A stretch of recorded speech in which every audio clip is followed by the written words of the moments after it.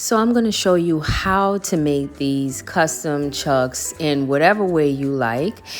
I've always painted any of Heaven's old shoes. This is a pair of shoes I did with acrylics maybe like 14 years ago.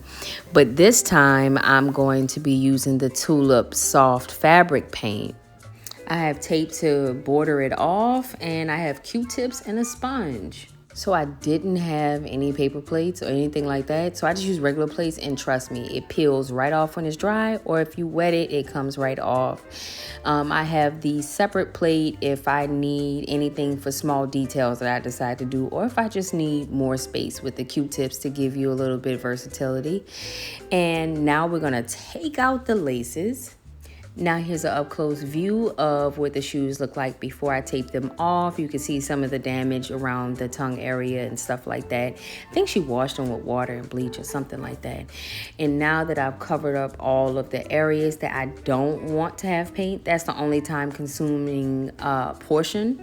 And Heaven likes Rick Ross, so I thought it was only right for me to listen to that for inspiration while painting the shoes. And you see I cut the sponge into tiny little pieces so it can serve as basically like little sponge paintbrushes. And you can see that I laid it out on the, I basically created an easel with the plate. And now that I've done some finishing touches, trust me, I know it looks questionable, but when you take the tape off and you clean it up, it's gonna be fine.